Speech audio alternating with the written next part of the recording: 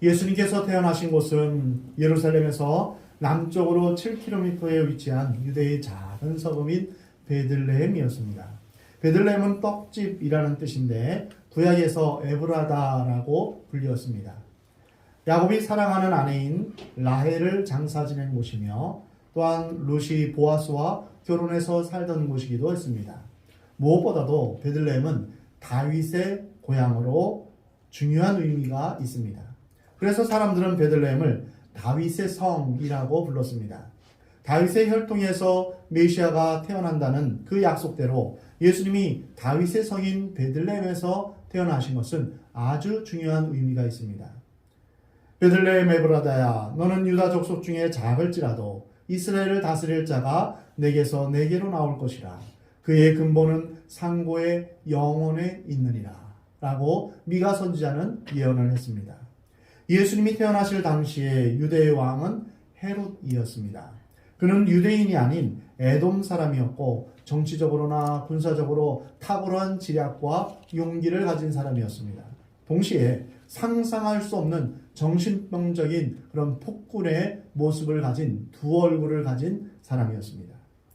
헤롯은 로마의 시저 황제에 의해서 BC 47년에 유대의 총독에 임명되었고 BC 40년에 분봉왕으로 임명되어서 예수님이 탄생할 무렵까지 통치하면서 오랜 세월을 왕의 권좌에 앉아 있었습니다.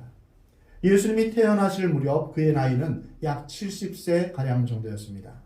헤롯 왕은 예루살렘의 헤롯 대성전을 지어서 이제 유대인들의 환심을 사며 명성을 얻었을 뿐 아니라 굶주린 사람들을 위해서 세금을 감면하는 등 정치적 수완이 좋은 사람이었습니다. 그러나 그의 성격은 연산군 이상의 폭군적인 기질을 가지고 있었고 거의 정신병적인 질환을 가지고 있었습니다. 자기 아내와 장모를 죽였을 뿐 아니라 장남과 다른 두 아들도 죽였습니다. 그리고 10명을 헤아리는 아내가 있었지만 근친상간까지 하는 그런 비인격적인 그런 모습을 가진 왕이었습니다. 바로 이러한 왕이 통치하던 시대에 예수님이 태어나신 것입니다. 이것은 실로 우리에게 대조적인 두 왕의 모습을 우리에게 보여줍니다. 세상 왕을 대표하는 헤롯과 온 세상의 왕이시며 겸손하시고 온유하신 온 인류의 참되신 왕이신 예수님이 동시대에 같이 공존하신 것입니다. 이러한 헤롯 왕이기에 동방 박사들에게서 유대의 왕이 태어났다는 소식을 듣고 나서 가만히 있을 수가 없었습니다.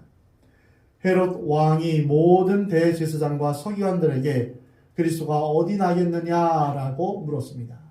온 예루살렘에 다 소동이 일어난 후에 이제 그 아기 예수를 찾아서 죽이려는 그런 계획을 가지고 있었던 것입니다. 헤롯은 박사들에게 자신도 그에게 경배하겠다라고 말을 하지만 그것은 진심이 아니었던 것이죠. 결국 헤롯 왕은 왕이 태어났다는 그 사실 때문에 베들레헴의 2살 아래의 모든 아이들을 죽이는 무서운 대학살극을 저지르고 말았습니다. 예수님이 태어나신 때는 인간의 눈으로 보면 가장 불행하고 어두운 때입니다. 그리고 영적인 눈으로 보면 그때가 가장 완벽한 때입니다. 어떤 사람들은 우리가 사는 이 시대를 원망하며 불평합니다. 그러나 하나님께서 우리를 사랑하셔서 우리로 하여금 이 시대를 살게 하신다는 것을 여러분 잊지 마시기 바랍니다. 하나님께서 나를 또한 우리 교회를 이 시대에 두신 깊은 뜻을 우리는 이해해야 합니다. 깨달아야 됩니다. 왜 하나님께서 우리를 이 땅에, 한국 땅에 두셨을까? 왜 지금 이 시간대에 살게 하셨을까? 우리는 하나님 앞에서 나의 삶의 사명을 발견해야 합니다. 내가 사는 것은 이유가 있기 때문입니다. 하나님께서 나에게 주신 사명이 있기 때문입니다. 그래서 생명은 사명입니다. 내게 생명이 있음은 바로 하나님께서 내게 주신 사명이 있기 때문입니다. 이 시대를 향한, 우리를 향한, 우리 교회를 향한 하나님의 놀라운 뜻이 있습니다. 많은 사람들은 생일날 왜 태어났니? 왜 태어났니? 그렇게 하면서 조롱하듯 반 놀리면서 그렇게 노래를 하는데요. 우리가 이 땅에 태어난 이유가 있습니다. 목적이 있습니다. 우리가 주님 안에서 그 삶의 목적과 이유를 발견할 때 우리는 인생의 참다운 삶의 기쁨과 평안과 만족을 누리며 살 수 있는 것입니다. 만약 이것을 발견하지 못하면 시대를 탓합니다. 원망과 비판으로 또한 괴로운 삶을 살게 되는 것입니다. 에스더 4장 14절의 모르드게는 에스더에게 이렇게 말합니다. 내가 왕후의 자리를 얻은 것이 이때를 의함이 아닌지 누가 알겠느냐. 여러분을 지금 이 시간까지 살게 하신 것에는 하나님의 크신 뜻이 있습니다. 우리는 그 뜻을 분별하고 그 뜻을 이루도록 기도하며 위로부터 하나님이 주시는 능력을 받아 하나님이 원하시는 삶을 이 어두운 시대에 살아가는 여러분 되시기 바랍니다. 예수님은 어두운 헤롯 왕 시대에 하나님의 뜻을 이루기 위해 태어났습니다. 우리도 역시 하나님의 자녀로 택함받고 구원받은 이유는 바로 하나님의 나라와 하나님의 영광과 하나님의 뜻을 여러분을 통해서 이루기 위함을 여러분 기억하시 바랍니다. 누가복음에 의하면 예수님이 태어나셨을 때 최초의 방문자는 양치는 목동이었습니다. 그리고 오늘 본문에 보면 예수님이 동방으로부터 온 박사들에게 경배를 받았습니다. 목자의 방문과 동방으로부터 온 박사들의 방문 사이에는 최소 한 달 이상의 간격이 있습니다. 어떤 성탄 카드에는 이제 목자들과 이제 동방 박사들이 같이 아기 예수께 경배하는 그런 그림이 있는데요. 그것은 이제 상상에 의한 것일 뿐 실제로 성경을 연구하면 그렇지 못한 것을 발견하게 됩니다.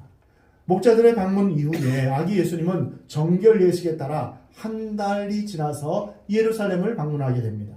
그리고 다시 베들레헴에 돌아왔을 때는 말구유가 아니라 집에 거하셨습니다. 오늘 본문 말씀 11절에도 보면 집에 들어가라고 말씀하고 있습니다. 이제는 사람들이 다 빠져나가고 이제 집에 들어와서 이제 살게 된 것입니다. 잠시 동안 있게 된 것이죠. 이때 이제 동방으로부터 온 박사들에게 경배를 받으셨던 것입니다. 온 세상의 왕이신 예수님께서 가장 낮고 천한 곳에 오셨습니다. 그리고 밤새도록 양을 지키는 낮은 그룹을 대표하는 목자들로부터 경배를 받았습니다. 그리고 가장 존경받는 엘리트 그룹의 대표인 동방 박사들로부터 경배를 받으셨습니다. 교회는 가난한 사람이 올 수도 있고 또한 부유한 사람이 올 수도 있습니다. 못 배운 사람도 숨 쉴 수 있는 곳이며 많은 학문을 배운 사람도 숨 쉴 수 있는 곳입니다. 목자냐 동방 박사냐 그것이 중요한 것이 아닙니다. 예수님이 하나님의 아들로서 인간의 몸을 입고 인류의 죄를 대속하시고 또한 이 땅에 오셔서 십자가에 죽으신 만왕의 왕이시라는 것을 믿는 이 믿음이 중요한 것입니다. 예수 그리스도는 온 인류의 찬양과 경배를 받으시며 존귀와 영광을 받으시기에 합당하신 분이십니다. 하나님이 인간이 되어서 이 세상에 오셨다. 이것은 참 간단한 말 같지만 간단하지 않습니다. 이것은 마치 우리 인간이 개미가 되어서 개미와 같이 생활하며 개미 언어로 인간 그 개미들을 구해내는 그런 것과 비교할 수 있습니다. 이보다 더한 것입니다. 낮고 천한 우리 인간의 몸을 입으시고 또한 인간의 한계를 느끼시며 또한 우리의 모든 피곤함과 연약함을 다 겪으신 그 하나님의 놀라운 사랑을 생각하면 우리는 감사하지 않을 수 없습니다. 진정으로 하나님을 발견한 사람은 그 입술이 찬양으로 또한 그 마음이 경배로 가득 차게 됩니다. 지금은 갓 태어난 어린아이에 불과하지만 온 인류의 왕이신 그 예수님을 발견한 동방 박사들은 마음이 기쁘고 기뻤습니다. 오늘 본 말씀 10절에서 그들이 별을 보고 매우 크게 기뻐하고 기뻐하더라. 이루 말할 수 없는 환희로 가득 차서 예수님을 경배하며 예배했던 것입니다. 진정한 신앙의 태도는 마음과 영으로 드리는 예배입니다. 예배는 하나님을 배우는 것이며 천국을 경험하는 것입니다. 우리가 어디에서 하나님을 만날 수 있겠습니까? 우리가 어디에서 천국을 경험할 수 있겠습니까? 우리가 하나님을 만날 수 있는 이것만으로도 우리는 충분히 기쁘고 감사하며 감격할 수 있는 것입니다. 예수님은 요한복음 4장에서 아버지께 참되게 예배하는 자들은 영과 진리로 예배할지니라 라고 말씀하고 있습니다. 예배는 오직 거룩하신 하나님께 경배하고 찬양하기 위해 모이는 것입니다. 예배 가운데 우리는 반드시 하나님을 만나고 돌아가야 됩니다. 참된 예배 속에 참회와 감격의 눈물이 있게 되며 또한 참된 예배 가운데 기쁨과 승리에 가득한 감격이 있게 됩니다. 오늘 본문을 통하여서 예수 그리스도의 탄생이라는 이 사실 앞에서 세 가지 다른 반응을 볼 수 있습니다. 첫 번째는 헤롯 왕과 같이 겉으로는 환영하지만 속으로는 저주하고 적대적인 그런 태도를 볼 수 있습니다. 자신이 왕이 되어 살고 있으며 내 마음대로 살고자 하는 그러한 사람들에게 있어서 왕의 자리를 내어줄 마음이 조금도 없는 것입니다. 그래서 예수님이 왕이 되는 것을, 주인이 되는 것을 거부하는 것입니다. 오늘날 교회에 대해서, 기독교에 대해서 대적하며 비판하는 사람들이 부쩍 많아졌습니다. 예수님에 대해서도 불경스러운 태도를 아무런 양심의 거리낌 없이 그렇게 취합니다. 돈을 숭배하며 유물론적인 사상과 이데올로기를 숭배하는 일이 복음 대신에 외쳐지는 일들이 많이 있습니다. 교회를 혐오시설로 규정하며 교회 다니는 것을 깔보며 교회를 조롱하는 사람이 많아지고 있는 현실입니다. 이들은 예수님의 탄생에 대해서 헤롯 왕과 같은 그런 반응을 보이고 있는 것입니다. 두 번째 반응을 보이는 사람은 종교적으로 전문 직업을 가진 제사장과 서기관처럼 무관심한 반응을 가진 사람들입니다. 신앙의 태도에서 제일 무서운 것은 무관심한 태도입니다. 습관적으로 예배에 참석하고 습관적으로 헌금하고 습관적으로 설교를 듣는 것입니다.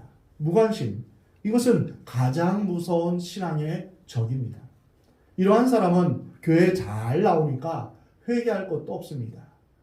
그리고 변화될 것도 반성할 것도 없습니다. 그러나 이러한 종교적인 습관에 파묻힌 그들은 헤롯 왕이 시키는 대로 예수의 행적에 대해서 조사하는 그런 정도의 반응만을 보일 뿐입니다. 하나님이 인간이 되어서 오늘날 이 땅에 오셨다는 이 사실에 대해서 그들은 결코 흥분하지 않습니다. 종교적으로 그럴 수 있다 담담하게 표현합니다.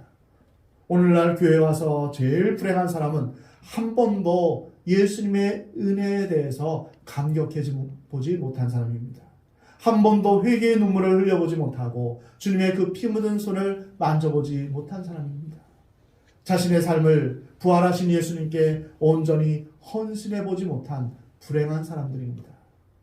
예수님을 많은 종교의 창시자 중에 하나로 여기고 기독교를 여러 종교 중에 하나로 여깁니다. 내가 여러 종교 중에 하나를 택한 것이지 이렇게 생각합니다. 주일 예배를 의례 행하는 행사로밖에 생각하지 않는 그런 사람들이 많아지고 있습니다. 참으로 안타까운 일입니다. 이러한 사람들은 이 땅의 말구이에 태어난 하나님의 아들 예수 그리스도 앞에서 무관심하게 반응합니다.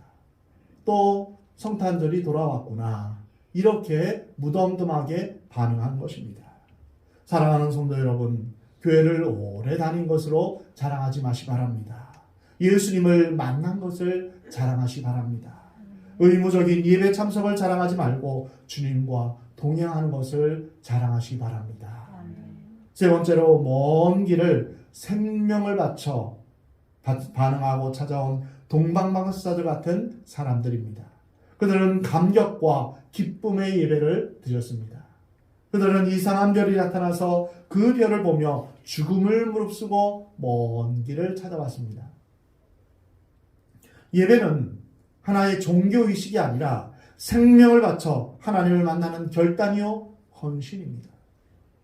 하나님을 만나지 못하면 우리는 죽습니다. 그래서 우리는 예배를 드리면서 우리의 생명, 영적인 생명이 연장되는 것입니다. 우리가 만약 예배를 등한시하며 한동안 예배를 드리지 않는다면 우리의 영혼은 서서히 죽어가는 것입니다. 하나님 안에서 참 생명이 있는데 하나님과 연결되지 못하면 우리는 생명이 없는 것입니다. 동방박사들은 온 인류의 왕이신 메시아를 경배하기 위해서 생명을 바치고 모든 것을 포기하고 먼 길을 걸어 베들레헴까지 왔습니다. 그들의 목적은 오직 하나였습니다. 오늘 본문 2절에서 말하듯 경배하기 위해 왔던 것입니다. 하나님을 만나는 것은 이러한 헌신 없이, 참된 경배 없이 불가능합니다. 높으신 보좌 위에서 인간의 죄를 씻어주기 위해서 이 땅에 오신 그 예수님을 만나기 위해 내가 치르는 희생은 희생이라고 말할 수 없습니다. 예수님은 나를 위해 모든 것을 다 드렸는데 내가 주일 아침 1시간 주님 앞에 나와 춥고 비록 우리가 바람 불고 눈길이지만 이렇게 찾아온 것은 우리가 예수님의 그 희생에 비하면 희생이라고 말할 수 없습니다. 하나님을 만나는 것은 바로 이와 같이 하나님 앞에 간절한 마음으로 우리가 하나님을 만나고자 하는 그런 열망 가운데 와야 되는 것입니다. 오늘날 교회에 수많은 사람들이 옵니다. 그러나 하나님께 경배하는 태도에 따라서 은혜를 받는 정도가 다릅니다. 목사가 설교를 얼마나 잘하느냐에 따라서 은혜를 받는 것이 아닙니다. 여러분이 어떤 태도와 마음을 가지고 하나님을 만나러 오느냐에 따라서 바로 은혜를 받느냐 못 받느냐 결정되는 것입니다. 동방박사들이 별을 따라 그 먼 길을 올 때 그들은 죽을 수도 있었습니다. 중간에 도둑이나 강도를 만나 보물을 빼앗기거나 생명의 위협을 받을 수도 있었습니다. 더구나 그들은 그들의 목적지 곧 왕이신 예수님이 나신 곳을 알지 못했습니다. 무작정 별 하나를 보고 생명을 다해 길을 찾아 나선 것입니다. 그래서 만난 분이 예수님입니다. 여러분은 어떤 태도로 교회에 오십니까? 교회를 구경하기 위해 오신 분은 없습니까? 혹 부모님의 강요나 배우자의 눈치 때문에 또 집안의 평안을 위해서 오신 분은 없습니까? 혹 자신을 과시하려는 그런 마음으로 오신 분은 없습니까? 그리고 설교 한번 들으면 안 듣는 것보단 낫겠지 이런 마음으로 오시지는 않으셨습니까? 이러한 마음 가운데 어떻게 하나님을 만날 수 있겠습니까? 잠언 8장 17절에 나를 사랑하는 자들이 나의 사랑을 입으며 나를 간절히 찾는 자가 나를 만날 것이다. 하나님을 만나려는 태도, 이것이 바로 첫 번째 경배의 요건입니다. 천국을 갈 수 있는 사람은 첫 번째로 천국을 사모하는 사람입니다. 천국에 가기 싫어하는 사람이 어떻게 천국을 갈 수 있겠습니까? 생명을 걸고 하나님을 만나려고 애쓰시기 바랍니다. 어떤 희생의 대가를 치르서라도 나는 하나님을 만나고야 말겠다. 이러한 결단을 하시기 바랍니다. 하나님은 그러한 마음의 결단을 하나님께서 기뻐하시며 하나님께서 그들을 만나주십니다. 우리를 만나주십니다. 그리고 이것은 어떤 것보다도 시급하고 중요한 것입니다. 좋은 학교에 가고 좋은 학점을 받고 좋은 직장을 다니고 만족할 만한 월급이나 돈을 버는 것보다 더 중요하고 시급한 것은 바로 내가 하나님을 만나는 것입니다. 내가 하나님을 간절히 찾고 구하면 하나님은 만나주십니다. 많은 세월을 사는 동안 하나님이 멀리 느껴진다면 그것은 하나님을 만나고자 하는 강렬한 욕구가 없기 때문입니다.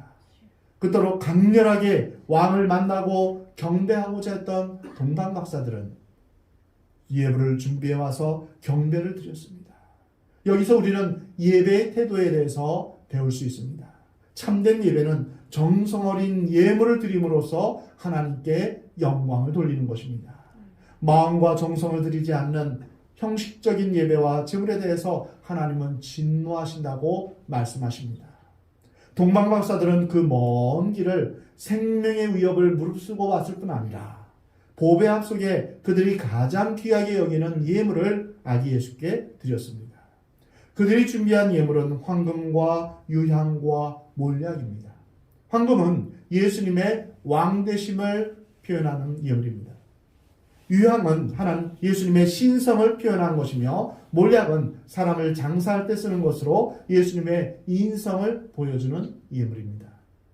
만약 우리의 예배가 능력이 없고 감격과 기쁨이 없다면 진정한 예물이 없기 때문입니다. 우리가 무엇을 가지고 주님 앞에 나아가야 될까요? 시편 51편에 보면 하나님께서 구하시는 제사는 상한 심령이라. 상하고 통회하는 마음을 하나님께서 멸시치 않으신다고 말씀하십니다. 난 이만하면 됐어. 난 참 괜찮은 사람이야. 내 의로움은 괜찮아. 다른 사람보다 좀 나아. 이런 마음으로는 주님 앞에 나올 수 없습니다. 주님, 저를 불쌍히 여기소서. 저를 긍휼히 여기소서. 주님 아니면, 주님의 도우신 것, 주님의 구원하심 아니면 나는 살 수가 없습니다. 나 주의 도움 받고자 주님 앞에 나왔습니다. 이러한 마음 가운데 심령이 가난한 자로, 애통하는 자로 주님 앞에 나오는 것입니다. 이것이 예배자의 마음입니다. 또 하나, 우리가 주님 앞에 예배 드릴 때 하나님의 이름을 전심으로 찬양하며 감사함으로 하나님을 위대하시다. 이렇게 주님 앞에 찬양하는 예배는 한 마리의 황소를 드림보다 더욱더 하나님을 기쁘시게 한다고 시편 69편에서 시편 기자는 말씀하고 있습니다. 나의 욕망을 채우고자 하는 욕심을 내려놓고 오직 하나님을 향한 소망과 간절함으로 예배를 드리시기 바랍니다. 나를 드러내며 칭찬받고자 하는 허영심을 버리고 오직 하나님만을 높이며 찬양하는 여러분 되시기 바랍니다. 여러분에게 주시는 주님의 은혜에 감격하며 감사드리며 드리는 예배를 하나님께서 기뻐하실 것입니다. 예물을 드림에 있어서 많이 내느냐 적게 내느냐 그것이 문제가 아닙니다. 그 예물에 감사가 있느냐 눈물이 있느냐 이것이 중요합니다. 여러분의 헌금에 기도가 있고 감격이 있고 감격이 있습니다. 기쁨이 있습니까? 아니면 세금을 내듯이 등록금 내듯이 그렇게 헌금합니까? 진심 어린 기쁨과 감사의 예물이 있는 곳에 진정한 예배와 경배가 있는 것입니다. 예배에 참석하는 것이나 헌금하는 것, 봉사하는 것이나 교회를 열심히 하는 것, 이 모든 것은 겉모습을 보고는 아무도 뭐라고 할 수가 없습니다. 그러나 하나님은 우리의 중심을 보십니다. 하나님 보시기에 감사와 기쁨과 믿음의 예배를 드리는가? 그것은 나 혼자밖에는 알 수가 없습니다. 그리고 하나님이 아시죠. 그래서 정말 주님 앞에 주님을 뵙는 그런 감격 가운데 드리는 예배가 여러분 가운데 있기를 원합니다. 또한 동방 박사들은 하나님의 말씀에 순종했습니다. 여기서 우리는 예배의 본질에 대해서 배울 수 있습니다. 오늘 본문 12절 말씀입니다. 우리 함께 다 같이 읽겠습니다. 마태복음 2장 12절 말씀입니다. 시작. 그들은 꿈에 헤로데게로 돌아가지 말라 지시하시마다 다른 길로 고국에 돌아가니라. 아멘. 동방 박사들은 별이 인도하는 대로 따라서 아기 예수님께 와서 기쁨으로 주님을 찬양하며 예배했습니다. 경배했습니다. 예물을 드렸습니다. 그리고 이 기쁨은 우리의 것이 아니라 동방 박사들의 것입니다. 참된 예배란 마음과 정성을 들이며 예배에 참여하는 사람의 것이지 구경하는 사람의 것이 아닙니다.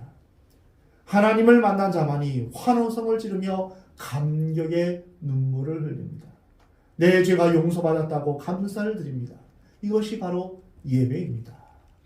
교회를 나와도 하나님을 만난 경험이 없으면 세상 모든 일이 시시하고 교회 일도 그저 그런 것이 되고 맙니다. 그 이상의 감동도 없고 삶은 무미건조해집니다. 그래서 교회에서 이제 감동과 재미가 없으니까 세상에서 어디 재밌는 게 없는가 기웃기웃 거립니다. 예배는 무미건조한 그 이상의 것이 되어야 됩니다. 그리고 예배를 드리고 나서는 우리가 순종하며 나아가야 됩니다. 동방박사들이 감사함으로 기쁨으로 또한 그들의 정성 어린 예물로 아기 예수께 경배하고 나서 그 이후에 하나님의 말씀에 순종하는 모습을 보였습니다. 우리도 역시 그렇습니다. 우리의 진정한 예배는 삶의 현장으로 가정으로 돌아가는 그때부터 예배가 시작됩니다. 우리가 교회 문을 나서는 그 순간부터 주의 말씀대로 순종하는 그 삶을 통하여 참된 예배자의 삶을 살게 되는 것입니다. 동방박사를 통해 발견하는 예배의 요건은 먼저 하나님을 간절히 찾고 만나는 것입니다. 그리고 기쁨으로 정성을 다해 준비한 예물로 드리는 예배입니다. 그리고 마지막 예배 후에 순종하는 삶입니다. 이것이 진정한 예배자의 삶입니다. 헤롯 왕은 그들에게 경배를 마치고 자기에게로 오라고 했습니다. 그런데 꿈에 한 지시가 내렸습니다. 그래서 그들은 그대로 순종했습니다. 사람의 말을 듣는 것이 아니라 하나님의 말씀에 순종했던 것입니다. 순종은 제사보다 낫습니다. 참된 예배는 순종으로 표현되고 순종으로 완성됩니다. 하나님을 내 마음대로 내 성격대로 믿으려는 사람들이 있습니다. 내 식으로 내 입맛대로 교회를 섬기고 봉사하려는 사람은 여러 사람과 부딪히고 시끄럽고 말이 많습니다. 그러나 자기식으로 예수님을 섬기고 믿으려는 것을 포기하고 순종하기로 결심한 사람은 어떤 상황에서 어떤 일이 맡겨지든지 순종하기로 결심하면 평강이 찾아옵니다. 바보 같아 보이고 줏대가 없는 사람처럼 보일지 모르지만 순종의 사람을 보면 많은 사람이 감동을 받습니다. 순종 그 자체에 큰 능력이 있기 때문입니다. 사랑하는 성도 여러분, 신앙생활의 결론은 우리 가운데 순종이 있느냐 없느냐입니다. 인류 역사와 이스라엘 역사를 보면 결국 하나님께 순종하느냐 불순종하느냐, 그것으로 인해서 한 사람의 인생과 한 나라의 운명이 판가름되는 것을 볼 수 있습니다. 주님을 사랑하는 마음이 있다면 주의 말씀에 귀를 기울이고 그 말씀에 순종해야 합니다. 하나님은 여러분이 하나님께 순종하는 사람이 되길 원합니다. 사랑하는 성도 여러분 모두가 주님 앞에서 순종의 사람이 되시기 바랍니다. 동방박사들이 기쁨의 헌신을 드리는 예배, 감사의 예물을 드리는 예배, 순종함으로 주님 앞에 드리는 예배를 드린 것처럼 여러분의 삶이 바로 하나님이 기뻐하시는 예배가 되기를, 그런 여러분이 그런 예배자가 되기를 하나님은 원하십니다. 어떨 때는 우리가 드릴 예물이 없어서 아무것도 드릴 것이 없어서 빈 마음으로 주님 앞에 올 수도 있습니다. 하지만 주님은 우리의 마음과 중심을 보십니다. 그래서 하나님을 만나고자 간절히 찾고자 하는 그 마음을 하나님께서 기뻐하십니다. 나 같은 죄인 살리신 주 은혜 놀라와, 잃었던 생명 찾았고 광명을 얻었네. 이렇게 노래하며 하나님 은혜에 찬양하며 하나님을 경배하는 그러한 마음 하나님께서 기뻐하십니다. 내 모습 이대로 주 받으시옵소서. 주님 앞에 간절한 마음으로 찾는 그 예배를 하나님께서 받으십니다. 하나님을 사랑하는 마음, 하나님을 만난 기쁨과 감격의 마음, 참된 예배는 바로 여기서부터 시작되는 것입니다. 온 인류의 왕이신 예수님을 배척한 헤롯이나 무관심한 서기관과 같지 않게 여러분은 동방박사와 같이 주님을 간절히 찾고 만나며 주님을 섬기고 경배하는 은혜와 축복이 여러분 가운데 있기를 주의 이름으로 축원합니다. 동방박사들의 아름다운 경배를 본받아 여러분 모두 일평생 참다운 예배자로 살기를 주의 이름으로 축원합니다. 주님을 진심으로 경배하며 주님 앞에 감사함으로 예배를 드리는, 그래서 우리의 왕이신 주님 앞에 온전히 엎드려 경배하는 여러분의 삶 가운데 우리 주님의 은혜와 사랑이 여러분 가운데 풍성히 많은 그런 귀한 역사가 있기를 주의 이름으로 축원합니다.